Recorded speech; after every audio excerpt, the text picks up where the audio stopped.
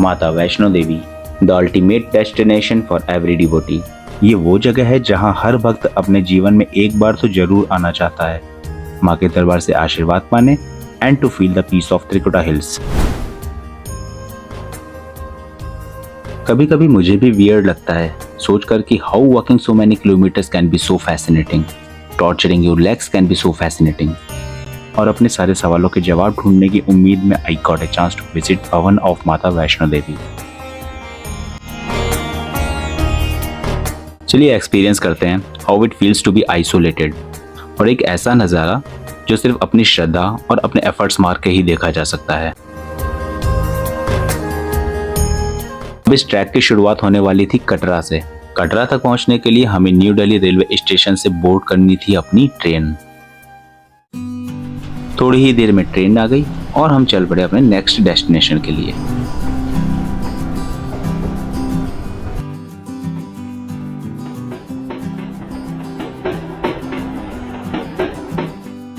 दोस्तों, ये हैं हमारे सबसे छोटे ट्रैवलर क्रियांश। इनके बिना तो ये ट्रिप कंप्लीट ही नहीं हो सकती थी। एनर्जी और मस्ती का फुल पैकेज। पापा मुझे एक अपना क्रेडिट कार्ड दिलाइए और मैं उससे खरीदूंगा डोरिटोस, लेस और कुरकुरे खरीदूंगा, लेकिन पापा बिल आपका दीजिएगा। और इस सफर में क्रियांश का साथ देने के लिए साथ में है इनके सौरभ मामा। ट्रिप को प्रॉपर एंटरटेनिंग बनाने की जिम्मेदारी इन्हीं पर थी। Now she is the GPS of my life, my wife. She knows how to start a trip in 2 hours, which can be started in 10 to 15 minutes only. मैंने मेबलिन सुपर स्टे वाला वो लगाई थी क्रीम, बहुत अच्छी है। देखो चेहरे में बिल्कुल भी अभी भी कितना अच्छा फेस है। उसी का काजल अभी मेरा फेस ना 2 बार मैं फेस धो चुकी हूं, लेकिन फेस मेरा बहुत अच्छे से ऐसा लग रहा है, साफ साफ लग रहा है। बातचीत और हंसी मजाक करते करते समय बीतने लगा और ट्रेन अपनी रफ्तार से कटरा के लिए बढ़ने लगी। सुबह उठे तो कुछ बहुत ही ब्यूटीफुल व्यूज ने हमारा वेलकम किया।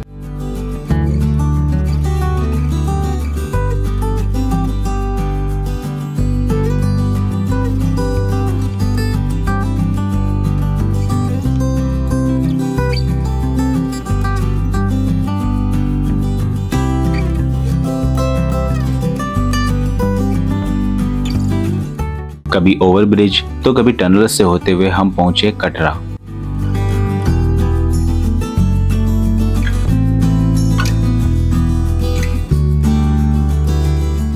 कटरा जम्मू की त्रिकुटा पहाड़ियों में बसा एक बहुत ही रेवरेंट प्लेस है, जिसे मां वैष्णो देवी की डायविनिटी और त्रिदेवी शक्तियों के मिलन स्थल के रूप में जाना जाता है। यहाँ पहुंचने के बाद हमारा सबसे पहला टास्क था यहाँ का सिम कार्ड और RFID कार्ड। स्टेशन से एग्जिट करते ही बहुत से पॉइंट्स पे सिम से रिलेटेड कैनोपीज दिख जाएंगे और RFID card is the mandatory thing from shrine board before proceeding with the track. RFID card के पीछे बेसिकली 3 मेन रीजंस होते हैं। फर्स्ट, पिलग्रिम्स का एंट्री और मूवमेंट ट्रैक हो सके। सेकंड, क्राउड मैनेजमेंट और सेफ्टी बेटर हो। थर्ड, दर्शन के टाइम पर अननेसेसरी रश को अवॉइड किया जा सके। फाइनली कटरा में हमने एक रूम लिया और फ्रेश होकर निकल पड़े ट्रैक के लिए। To start the track first we reach to Dakshini Dwar, जहां हमारे RFID कार्ड और बैग्स चेक किए गए।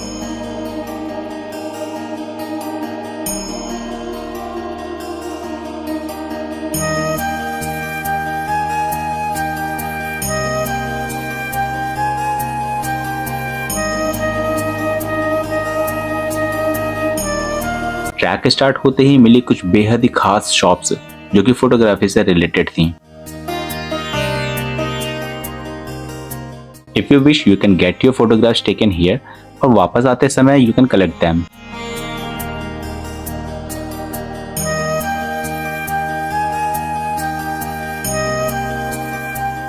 थोड़ा आगे बढ़ने पर घोड़े, पालकी और वॉकर वाले मिलने लगे। इन्हें बुक करने के लिए you don't need to go and direct talk to them, rather than यहाँ बीच बीच में काउंटर्स बने होते हैं शाइन बोर्ड के द्वारा, so you can book from there, else you may be charged more. अगर आप हेलीकॉप्टर से भवन तक पहुंचना चाहते हो then you need to book it prior to your journey date. Helicopter आपको जम्मू और कटरा दोनों जगह से अवेलेबल है। ये बुकिंग आप 2 कंपनीज के थ्रू कर सकते हो, Global Vectra Helicorp and Himalayan Heli services. और दोनों ही बुकिंग्स आपको माता वैष्णो देवी की ऑफिशियल साइट पे मिल जाएंगी। थोड़ा सा आगे बढ़ते ही लेफ्ट हैंड पे मिला शुभ्रा भवन, जहां से हलवा, चना और चाय का प्रसाद देकर हमने आगे की यात्रा शुरू की। शुभ्रा भवन से थोड़ा आगे बढ़ने पर मिला एक बहुत ही अद्भुत नज़ारा, बाणगंगा। कहते हैं कि जब हनुमान जी को प्यास लगी थी तो माता रानी ने यहाँ बाण चलाकर गंगा को प्रकट किया था और इसी वजह से इस जगह को बाणगंगा कहा जाने लगा। साथ ही साथ यहाँ माता रानी ने अपने बाल भी धोए थे, जिस वजह से इस जगह को बालगंगा भी कहा जाता है।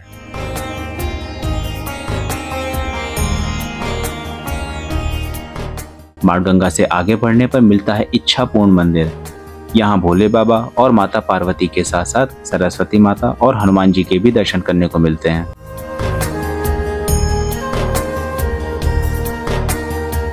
थोड़ा और ट्रैक करने के बाद हम पहुंचे चरण पादुका मंदिर।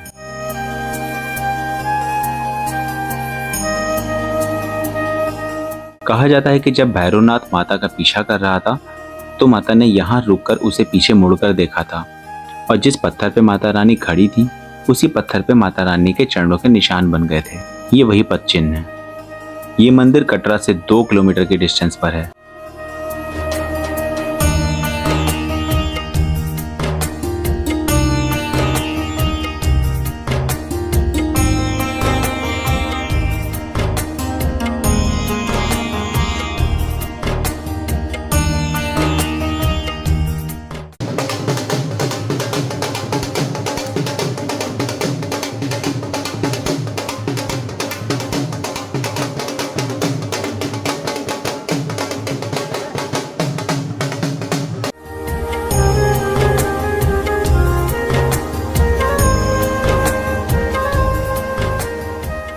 माता रानी का आशीर्वाद लेने के बाद हम चले अपने नेक्स्ट डेस्टिनेशन की ओर, जो कि था अर्धकुंवारी।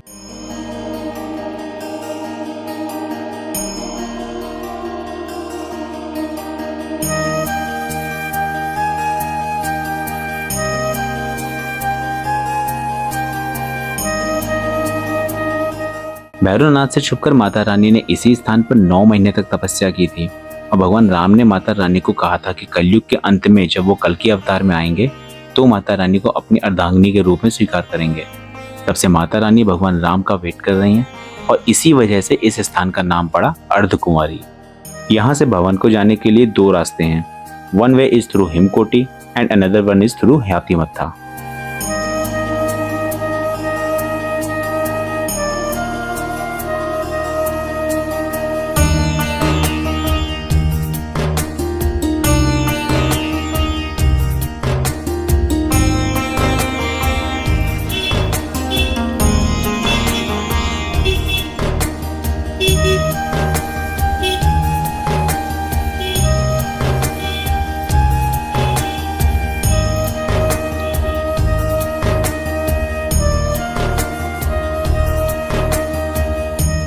अर्धकुंवारी से भवन तक का रास्ता was not that much hard, but फिर भी चलते चलते थकान से कदम बोझल होने लगे थे and our mind was also giving up. But with in fraction of seconds हमें भवन के पहले दर्शन हुए and that one glimpse filled our heart with full of energy. थोड़ा और आगे बढ़ने के बाद हम पहुंचे पार्वती भवन, जहाँ पे श्रद्धालु रुके हुए थे और यहीं से माता रानी के एक्चुअल दर्शन की जर्नी स्टार्ट होती है।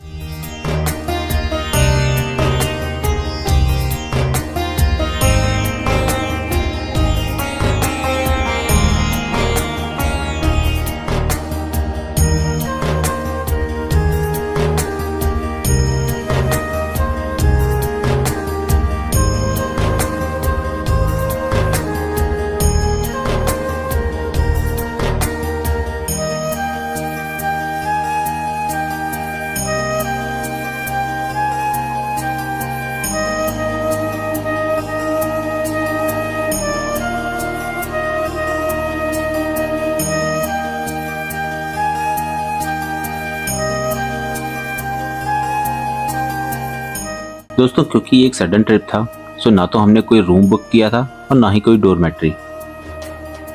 लकीली सर्च करते करते हम पहुंचे दुर्गा भवन। दुर्गा भवन वो जगह है जहां आप बिना किसी प्री बुकिंग के स्टे कर सकते हैं।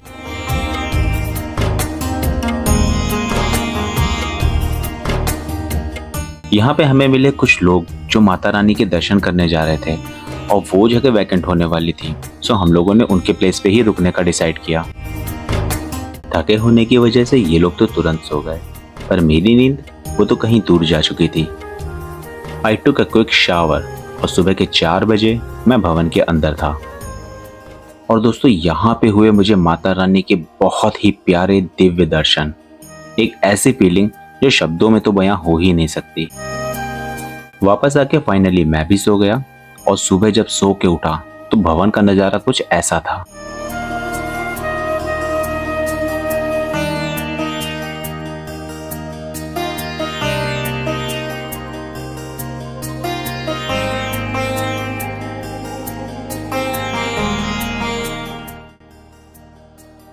इन्हीं खूबसूरत नज़ारों के बीच मैंने अपनी फैमिली के साथ एक बार फिर माता रानी के दर्शन किए। दोस्तों, ऐसा माना जाता है कि जब माता रानी ने भैरवनाथ का संहार किया था, तब भैरवनाथ ने माता रानी से माफी मांगते हुए उसे अपने शरण में लेने को कहा था। तब माता रानी ने भैरवनाथ को क्षमा करते हुए ये वरदान दिया था कि वैष्णो देवी की यात्रा तभी पूरी मानी जाएगी जब लोग माता वैष्णो देवी के दर्शन के बाद भैरवनाथ के दर्शन भी करेंगे।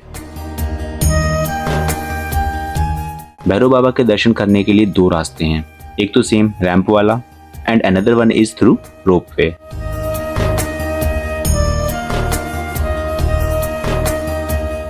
भैरव बाबा के दर्शन के लिए मैंने रोपवे की टिकट पहले से ही बुक कर ली थी, जिसका फेयर 100 रुपीज पर पर्सन था।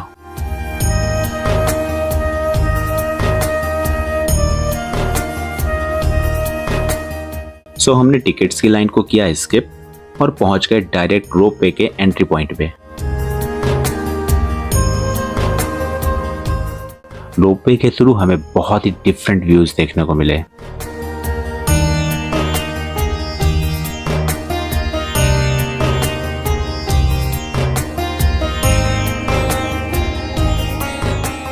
लेकिन इससे भी कहीं ज्यादा अमेजिंग व्यूज मंदिर पे हमारा वेट कर रहे थे।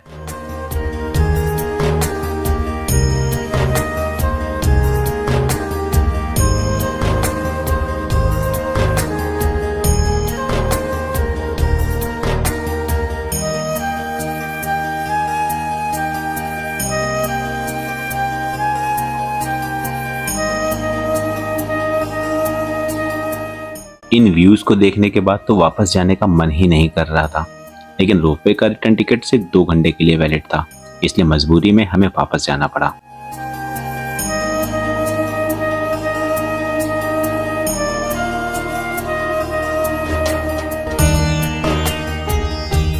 भवन पे पहुंचने के बाद हमने माता रानी को प्रणाम किया और वापस कटरा की तरफ उतरना शुरू किया।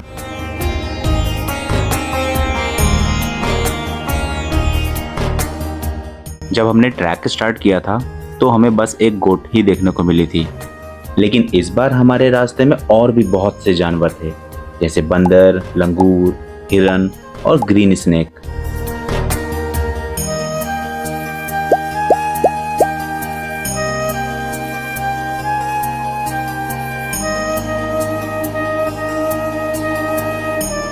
हमें रास्ते में एक नहीं 3 हिरन दिखाई दिए, जिन्हें हमने न सिर्फ टच किया बल्कि उन्हें खाने को भी दिया।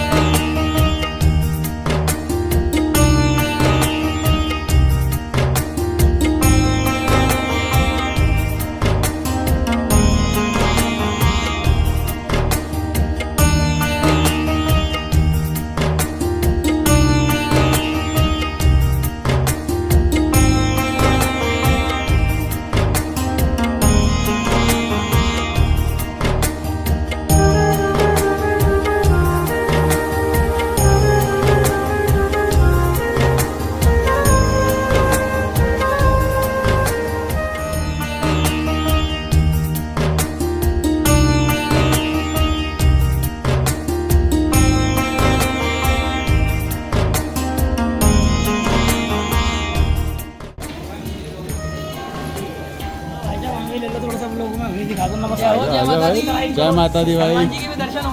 बिल्कुल बिल्कुल।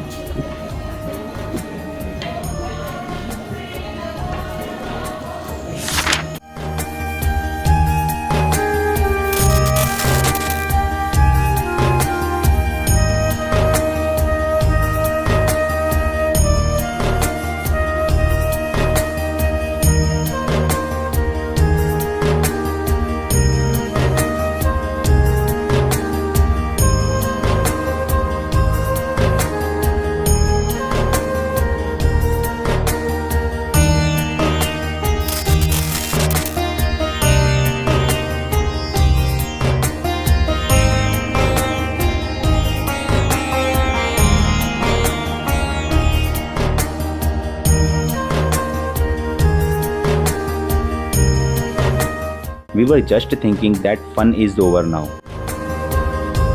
और हम बस अब कुछ ही घंटों में वापस कटरा पहुंच जाएंगे और रूम में जाके सो जाएंगे। But the real adventure started now. रास्ते में हमें एक बहुत ही बड़ा लैंडस्लाइड मिला, जो कि शायद हमारे पहुंचने के थोड़ा सा पहले ही गिरा था। सौरभ थोड़ा आगे जा चुका था, तो आई थिंक ये लैंडस्लाइड उसके जाने के बाद में हुई होगी। और मेरे साथ में थी मेरी वाइफ और मेरा बेटा, तो इस लैंडस्लाइड की वजह से जो जहाँ था वहीं पे स्टक हो गया। काफ़ी तेज बारिश के चलते और मेरी फैमिली के मेरे साथ होने की वजह से मैं प्रॉपर शूट नहीं कर पा रहा था, तो एक्चुअल फुटेजेस मैं वहाँ के आपको फ़िलहाल नहीं दिखा पाऊँगा। जैसे तैसे हम पहुँचे बाणगंगा, और यहाँ पहुँचने पे पता चला कि आगे की रोड ही ब्लॉक है।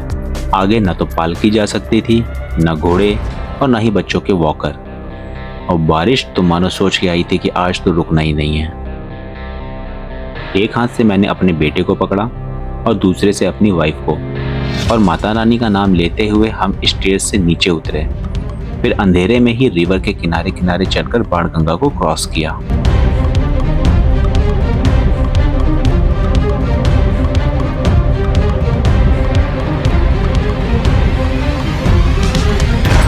फाइनली हम अपने होटल पहुंचे and we were very thankful to Mata Rani कि उन्होंने हमें सेफली होटल तक पहुंचा दिया।